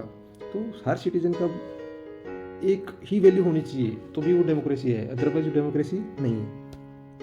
अब एग्जांपल देखिए, 2015 12 दिसंबर 2015 में एक बहुत ही हिस्टोरिकल डिसीजन लिया गया कि सऊदी अरब में लेडीज़ वुमेंस भी वोट कर सकती हैं। ठीक है, उससे पहले क्या होता था कि वुमेंस कुड नॉट वोट, कि लड़कियों को वोट करने का ही अधिकार नहीं था, सिर्फ आदमी ही अपना लीडर चुनेंगे। तो क्या ये डेमोक्रेसी है? आपने अभी देखने लड़कियों के कितने परसेंट वोट होते हैं, है ना, मतलब आदमियों से थोड़ी तो कम होती हैं लड़कियां। अगर उनसे वोट नहीं करवाएंगे तो फिर सिर्फ आदमी ही अपना नेता चूज कर रहे हैं, तो क्या वो डेमोक्रेसी है? वो डेमोक्रेसी नहीं है। ये बहुत ही इंपॉर्टेंट फीचर है। तो सऊदी अरेबिया में पहले वुमेन्स वोट नहीं कर पाती थी, तो वो डेमोक्रेसी नहीं थी। पर अभी क्या वो डेमोक्रेसी है? अभी वहाँ पे बराबर अगर मतलब औरतें भी वोट कर रही हैं, मेन भी वोट कर रहे हैं, तो अभी वो डेमोक्रेसी की ओर जा रहे हैं। एस्टोनिया में क्या था कि जो उधर सभी को वोट देने का अधिकार था, पर जो आदमी रशियन बोलता है, जो रशियन स्पीकिंग मतलब एक्चुअली जो रशियंस हैं, जो रशियन स्पीकिंग पीपल्स हैं, जो रशियन बोलते हैं वहाँ पे, उनको वोट करने का अधिकार नहीं था। तो किसी देश में अगर मान लो ऐसा है कि इंडिया में हम अगर वोटिंग करवा रहे हैं और हम ये बोलें कि सिर्फ हिंदी बोलने वालों से ही वोटिंग होगी, पंजाबी बोलने वाले वोट नहीं कर पाएंगे, उर्दू बोलने वाले वोट नहीं कर पाएंगे, तो क्या वो डेमोक्रेसी है? वो डेमोक्रेसी नहीं है। तो ऐसे एस्टोनिया में क्या होता था कि रशियन बोलने वालों से वोटिंग होती नहीं थी, उनका वोट ही काउंट नहीं होगा, वो वोट कर ही नहीं पाते थे। तो ये डेमोक्रेसी है? ये भी डेमोक्रेसी नहीं है। फिजी के अंदर क्या होता था कि फिजी के अंदर की जो इंडिजिनस फिजी थे, फिजियंस, कि वहाँ के जो लोकल फिजियंस थे उनके वोट की वैल्यू ज़्यादा थी। अगर कोई बाहर से कोई गया, तुम्हारा कोई इंडियन गया वहाँ पे और उसने फिजी की सिटीजनशिप ले तो वहाँ पे वोट करेगा, तो उसकी वैल्यू वहाँ पे कम है। और वहाँ के जो खुद के जो लोकल फिजियन है उनकी वैल्यू ज़्यादा है। तो क्या ये डेमोक्रेसी है? ये भी डेमोक्रेसी नहीं है। ठीक है, अब ये कार्टून देखते हैं। कार्टून के अंदर क्या है? Iraq Saddam's dictatorship ended but elections after that were not fully free and independent. Iraq के अंदर कौन था? डिक्टेटर सद्दाम हुसैन, जिसको यूएस ने मरवा दिया था। उसके मरवाने के बाद वहाँ पे डेमोक्रेसी स्टेब्लिश की गई थी। तो उसके मरने के बाद डिक्टेटरशिप तो ख़त्म हो गई, बट इलेक्शंस क्या वहाँ पे फुली फ्री थे, इंडिपेंडेंट थे? वहाँ पे इलेक्शंस हो रहे थे मिलिट्री के इन्फ्लुएंस में। ठीक है, वहाँ पे यूएस मिलिट्री थी, उसको वो ज़बरदस्ती डेमोक्रेसी एस्टेब्लिश कर रही थी, ज़बरदस्ती इलेक्शंस करवा रही थी। Elections conducted under foreign military influence, जो यूएस मिलिट्री है उसके इन्फ्लुएंस में एग्जाम हो रहे थे elections. It means people choice was control, कि लोगों की चॉइस कंट्रोल हो रही थी। क्या मतलब है इसका? अगर यूएस मिलिट्री वोटिंग करवा रही है, अगर मिलिट्री भी इसमें आ गया, तो क्या वो डेमोक्रेसी है? वो डेमोक्रेसी नहीं है। लोगों को फ्री चॉइस मिल रही है? नहीं मिल रही है। तो इसमें क्या मैसेज दे रहा है cartoonist? Without freedom and real choice elections are only a show of democracy.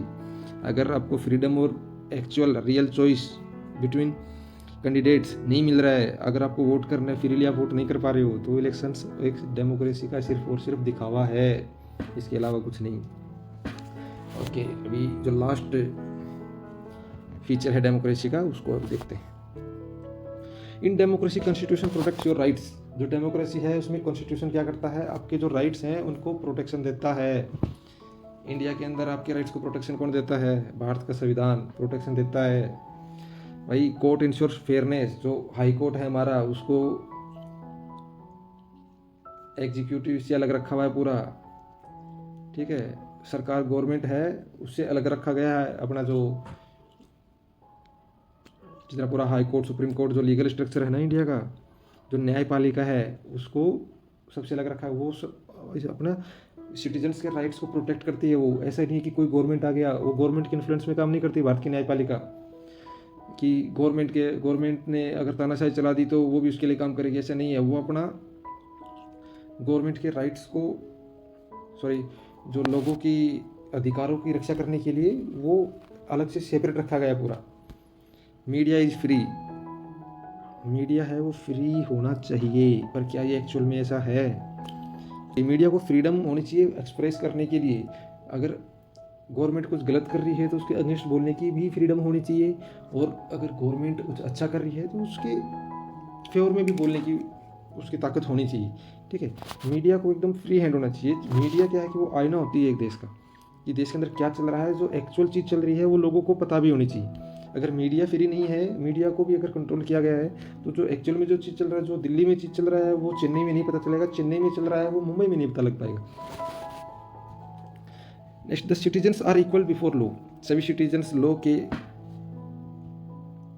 कानून के सामने सब बराबर हैं। कानून किसी को नहीं छोड़ता। कानून के अंदर देखा, तिहाड़ जेल के अंदर बड़े से बड़े अमीर ज़्यादा और भी जेल में पड़े हुए हैं, और बाकी कलाकार लोग जो अपने करते रहते हैं उछल कूद, उनको तो डाल ही देते हैं, उनके बारे में तो क्या। पर वो करो कि ऐसा कि गलत काम करोगे तो जेल में जाना पड़ेगा। ठीक है, लॉ के सामने सभी बराबर है, चाहे वो कोई भी हो। नेता भी जेल में जाते हैं, नॉर्मल आदमी तो चला ही जाता है कुछ गलत करता है तो। बड़े से बड़े एक्टर जेल में चले जाते हैं, मतलब पैसे वालों से लेके, नेता से लेके, पावर प्लस में पैसा, दोनों जेल में जाते हैं भाई। इंडिया के अंदर क्या है? कॉन्स्टिट्यूशन है, वो गारंटी करता है राइट्स की, हमारे अधिकारों की रक्षा करता है। ठीक है, गारंटी देता है कि हाँ सभी के राइट्स प्रोटेक्टेड रहेंगे। जो मेरे राइट्स हैं वही आपके राइट्स भी हैं, आपके राइट्स हैं वही आपके मम्मी पापा के राइट्स हैं, आपके मम्मी पापा के राइट्स हैं वो गांव के सरपंच के राइट्स हैं, जो गांव के सरपंच के राइट्स हैं वो एमएलए एमपी के हैं, एमएलए एमपी के हैं वही गरीब से गरीब आदमी के भी हैं। ठीक है, और क्या ऐसा नॉर्थ कोरिया में है किंग जोंग? नॉर्थ कोरिया में फ्रीडम ऑफ स्पीच नाम की कोई चीज़ नहीं है। वहाँ पे जो राजा है वही राजा है। उसका डिक्टेटर के सामने आप बोल नहीं पाओगे कुछ भी। अगर उसकी गवर्नमेंट के बारे में कुछ भी बोला तो मतलब आप गए। No freedom of speech, no free press. वहाँ पे मीडिया फ्री नहीं है। नो राइट्स, लोगों के पास राइट नहीं है कुछ भी। जो तानाशाह चाहेगा वही होगा, उसके अलावा कुछ नहीं है। Speaking against government is equal to jail. लोगों लोगों में अगर कोई तानाशाह के अगेंस्ट में कोई कुछ बोला तो क्या होगा? जेल। बस इतना सा ही फंडा है उनका। कोई अपने अगेंस्ट बोलेगा तो भाई जेल जाएगा, मैं कर रहा हूँ वो मानना पड़ेगा। अभी क्या ऐसा सिस्टम जहाँ पे है, क्या वहाँ के लोग खुश होंगे? क्या ऐसा पॉसिबल है कि वो लोग खुश हो पाएंगे? नहीं हो पाएंगे। क्या वो डेमोक्रेटिक है? बिल्कुल भी नहीं है। इसलिए धन्यवाद बनाओ, थैंक यू बोलो भगवान जी को। इंडिया में क्या है, मोदी जी को गालियाँ भी दे देती है पब्लिक फ्रीडम ऑफ एक्सप्रेशन के नाम पे। उनके पोस्टर जला देती है। किंग जोंग के जला के देखो, वो तुम्हें खड़ा करके जला देगा। ठीक है, अपने में तो क्या है कि देश का प्राइम मिनिस्टर कितनी बड़ी बात होती है यार, उसके पुतले तक जला देते हैं लोग। उसको कुछ कुछ बोलते रहते हैं, और कुछ कुछ बोलते तो बोलते ऐसे। कोई लोकल बोल रहा है, चाय की टपरी पे बोल रहा है, ठीक है सुन लेते हैं। अरे ओपोजिशन वाले न्यूज़ चैनल पे भी कुछ भी बोलते जा रहे हैं यार, कुछ भी बोलते हैं, और फ्रीडम ऑफ एक्सप्रेशन के नाम पे। तो देखो अभी इतना, अगर देश के प्राइम मिनिस्टर को आपको बोलने की छूट मिल रही है, तो देख रहे हो अपना जो लोग कैसे काम करता है कि कितनी प्रोटेक्शन दे रहा है। किंग जोंग को बोल के देखोगे तो वो तो 4 टुकड़े कर देगा आराम से, कुत्ते को खिलाएगा फिर। कार्टून को डिस्कस करते हैं। कार्टून में क्या है, एक लड़का है, वो सामने खड़ा है, टैंक्स 3 टैंक है। टैंक के टायरों को ध्यान से देखो। Yahoo, Google. बेसिकली क्या है कि चाइना के कॉन्टेक्स्ट में लिया गया है कि चाइना में क्या freedom of expression, freedom of speech है? वहाँ पे नहीं है। कैसे नहीं है? अभी चाइना में क्या किया कि उन्होंने जो यूएस की जो जितनी सारी वेबसाइट और ये जो ऐप्स थी, जैसे याहू, गूगल, यूट्यूब, ये सब उन्होंने बैन कर दिया। ए स्टूडेंट है वो standing in front of tanks. Chinese government block free flow of information. Free flow of information कैसे ब्लॉक किया? याहू को बैन कर दिया, गूगल बैन कर दिया, यूट्यूब बैन कर दिया। इन सब के बैन करने से क्या होगा कि आज के दिन आप ये वीडियो यूट्यूब पे देखोगे, यूट्यूब पे देखने के बाद गूगल पे सर्च करोगे, विकीपीडिया करोगे, ये सारी चीज़ें अगर इंडिया में बैन कर दी जाएंगी तो आप कैसे देख पाओगे? बताओ। पर चाइना में ये सब ब्लॉक कर दिया, तो इसके ठीक है, restricted Google, Yahoo etcetera major event. अच्छा, ये जो कार्टून है, कार्टूनिस्ट एक दूसरा इवेंट हुआ था चाइना के अंदर, उसी का रेफरेंस लेके इसने ये बनाया। ये एक्चुअली ये दिखा रहा है कि इन्फॉर्मेशन, फ्लो ऑफ इन्फॉर्मेशन का जो ब्लॉक किया चाइना ने, तो क्या वो डेमोक्रेसी के अंडर आता है? वो नहीं आता, क्योंकि पब्लिक के पास एक्सप्रेशन करने के लिए फ्रीडम होनी चाहिए। अगर आप उसकी चॉइसेस पे रेस्ट्रिक्ट कर दोगे तो फिर वो डेमोक्रेसी को एक खतरा होता है। और ये जो इवेंट बता रहा हूँ, जो मेजर इवेंट है, जो तियानमन प्रोटेस्ट में क्या था कि चाइना के लोगों ने डेमोक्रेसी के लिए वहाँ पे प्रोटेस्ट किया कि डेमोक्रेसी चाइना में भी होनी चाहिए। ठीक है, हमेशा क्यों एक ही पार्टी रूल करती है? तो उसको डेमोक्रेसी को दबाने के लिए चाइनीज़ गवर्नमेंट ने क्या किया कि वहाँ से मिलिट्री डिप्लॉय कर दी। जो स्क्वायर है, जो तियानमन स्क्वायर है, वहाँ पे टैंक्स की लाइन लगा दी वहाँ पे। तो एक स्टूडेंट वहाँ पे टैंक के सामने खड़ा हो गया। तो ये उसकी ब्रेवरी, ये मतलब बहुत फेमस हुआ था। इसकी वीडियोज़ भी आप यूट्यूब पे देखोगे, तियानमन स्क्वायर प्रोटेस्ट चाइना के नाम से डालोगे ना तो वहाँ मिलेगा। एक स्टूडेंट बिना डरे हुए एक टैंक के सामने खड़ा हो गया कि प्रोटेस्ट तो हम करेंगे। तो ये बहुत फेमस इंसिडेंट था वहाँ का। एक बार देखिए, जो ये हुआ था 1989 में बीजिंग में। इसका यूट्यूब पे एक बार वीडियो देख के आना और कमेंट्स में बताना कि आपको क्या लगता है कि कैसा लड़का था, कितना मतलब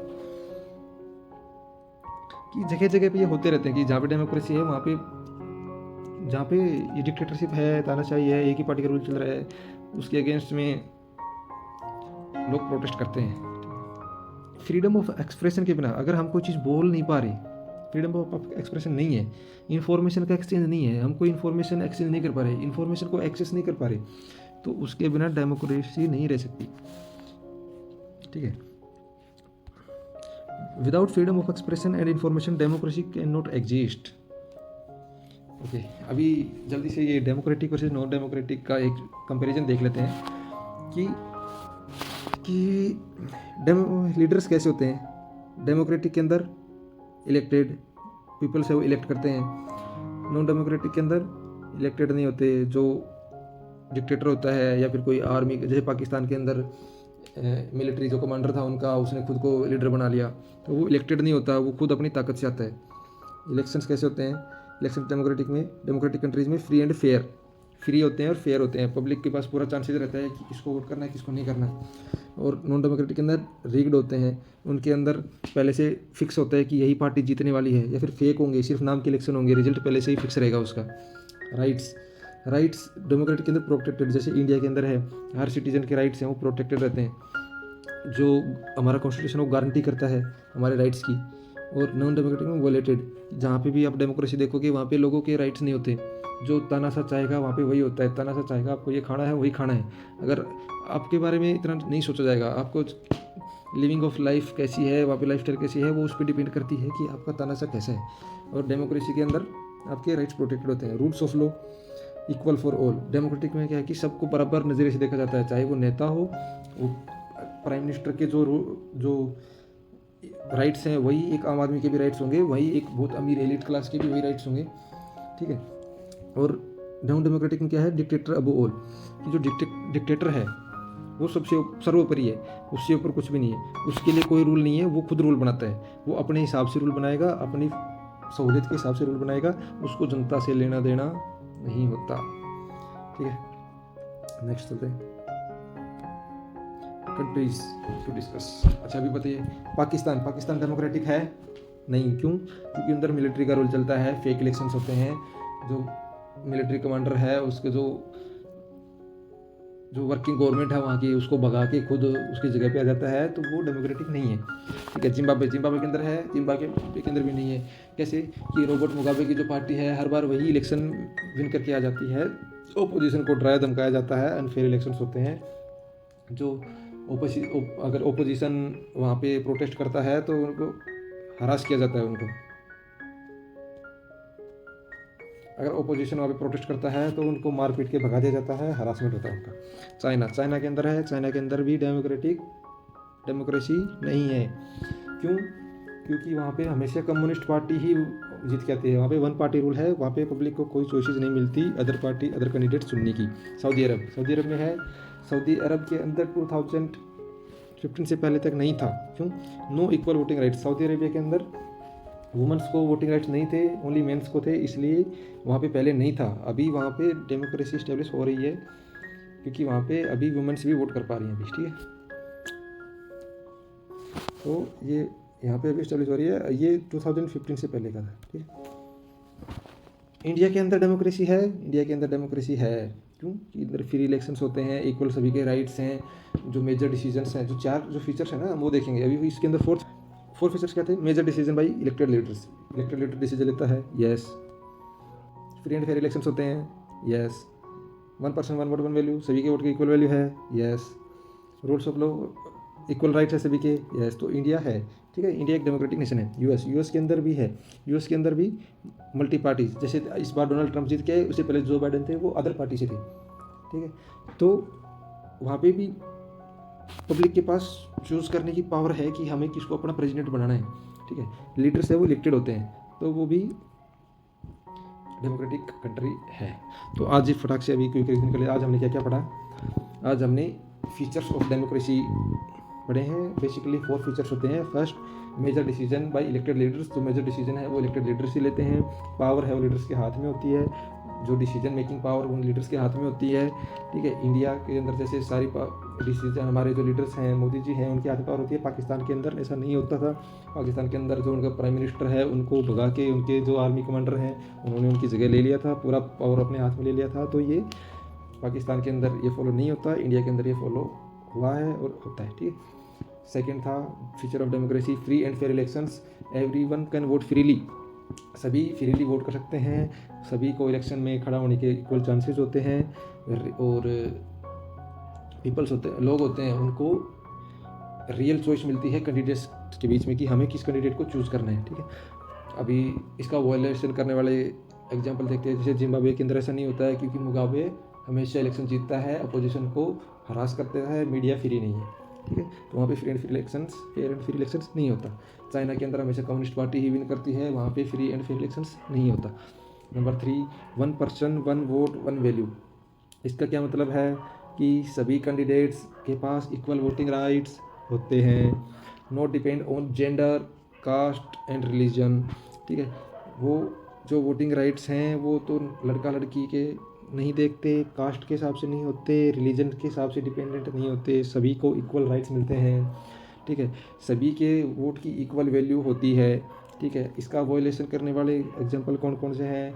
सऊदी अरब के अंदर वुमेन्स कुड नॉट वोट, लड़कियां वोट नहीं कर सकती थी 2015 से पहले तक। एस्टोनिया में Russian speaking could not vote, Russian speaking लोग थे वो वोट नहीं कर पाते थे। फिजी के अंदर फिजियंस का, जो उनके इंडिजिनस फिजियंस थे, जो वहाँ के लोकल फिजियंस थे, वो तो वहाँ के लोकल नागरिक, उनके वोट की वैल्यू ज़्यादा होती थी जो बाहर से आए हुए थे उनकी बजाय। ठीक है, और अभी नंबर 4 क्या था? Rule of law and rights. जो कॉन्स्टिट्यूशन होता है वो राइट्स को प्रोटेक्ट करता है। मीडिया है वो फ्री होना चाहिए। कॉन्स्टिट्यूशन जो अपने नागरिकों के अधिकार की रक्षा करनी चाहिए। सभी कानून के सामने सभी लोग बराबर होने चाहिए। ठीक है, किसी अमीर और गरीब में कोई फ़र्क नहीं होना चाहिए, सभी को बराबर ट्रीटमेंट मिलना चाहिए। अगर कोई गलती कर रहा है तो सबके लिए बराबर सज़ा होनी चाहिए, और अगर सभी को बराबर के राइट्स मिलने चाहिए। ठीक है, उसके बाद हमने देखा democratic versus non democratic countries के बारे में, कि डेमोक्रेटिक कंट्री के अंदर क्या होगा कि जो लीडर्स होते हैं वो इलेक्टेड होते हैं, नॉन डेमोक्रेटिक में नॉन इलेक्टेड होते हैं। वो खुद अपने आप से उठ के आते हैं, कहीं से निकल के आते हैं और डिक्टेटरशिप चालू कर देते हैं। ठीक है, या तो आर्मी से निकल के आ सकते हैं, या फिर कुछ भी रूलिंग पार्टी, मान लो अगर एक पार्टी इलेक्टेड होकर आई उसके बाद में वो डिक्टेटरशिप का काम करने लगी, ऐसा भी हो सकता है। इलेक्शंस होते हैं वो डेमोक्रेटिक नेशंस में फ्री एंड फेयर होते हैं, नॉन डेमोक्रेटिक कंट्रीज़ में रिग्ड होते हैं। पहले से उनका रिजल्ट सेट होता है, उसके बाद में वो रिजल्ट फेक भी हो सकते हैं। कोई पार्टी जीत रही है बट आउटकम बता दिया कि ये नहीं, दूसरी पार्टी जीत के आई है। ठीक है, राइट्स होते हैं डेमोक्रेटिक में प्रोटेक्टेड होते हैं, वो सभी नागरिकों के अधिकारों की रक्षा करते हैं, और नॉन डेमोक्रेटिक में वोलेटेड होते हैं। जो तानाशाह होता है वो अपने हिसाब से राइट चलाता है, वहाँ पे उसकी मर्जी के अकॉर्डिंग काम होता है। किसी को क्या अधिकार देना है वो उसमें डिसाइड करता है। उसकी मर्जी है कि सभी को फ्रीडम मिलनी चाहिए तो मिलेगी, अगर उसकी मर्जी है कि किसी को नहीं मिलेगी तो नहीं मिलेगी। ठीक, rule of law equal for all. Democratic के अंदर सब लोग बराबर होते हैं, और नॉन डेमोक्रेटिक में जो डिक्टेटर है वो सर्वोपरि होता है। ठीक है, कंट्रीज़ हमने क्या क्या डिस्कस किया? पाकिस्तान डेमोक्रेटिक है नहीं, क्यों? क्योंकि वहाँ पे मिलिट्री रूल चलता है, फेक इलेक्शंस होते हैं। जिम्बाब्वे नहीं, क्योंकि रॉबर्ट मुगाबे हर बार अनफेयर इलेक्शन से जीतता है। चाइना नहीं, क्योंकि कम्युनिस्ट पार्टी और उसके एलाइज हमेशा वही इलेक्शन लड़ते हैं और वही जीत के आते हैं, वो उनके सामने कोई दूसरा पार्टी खड़ा नहीं हो सकता। सऊदी अरब नहीं, क्योंकि 2015 से पहले वहाँ पे वुमेन्स को इक्वल राइट वोटिंग के नहीं थे, लड़कियाँ वोट नहीं डाल सकती थी। इंडिया हाँ, क्यों? इंडिया चारों कंडीशन से फुलफिल करता है, फ्री इलेक्शंस होते हैं, इक्वल राइट्स हैं, 1 पर्सन 1 वोट 1 वैल्यू है। यूएस के अंदर भी मल्टी पार्टी हैं, सब लोगों के पास अपना प्रेसिडेंट चुनने का ऑप्शन होता है, रियल चॉइस होती है, और लीडर्स होते हैं वो बाई वोटिंग इलेक्ट होते हैं। तो चलिए आज का लेक्चर यही खत्म करते हैं। नेक्स्ट लेक्चर में हम देखेंगे कि डेमोक्रेसी के अगेंस्ट में क्या क्या आर्गूमेंट्स हैं, और डेमोक्रेसी क्यों इम्पोर्टेंट है, डेमोक्रेसी की ज़रूरत क्यों है, बाकी सिस्टम ख़राब क्यों है, और डेमोक्रेसी इन सब से अच्छा क्यों है। इसके बारे में हम नेक्स्ट वीडियो में पढ़ेंगे। Thank you, happy Diwali to all once again, जय हिंद।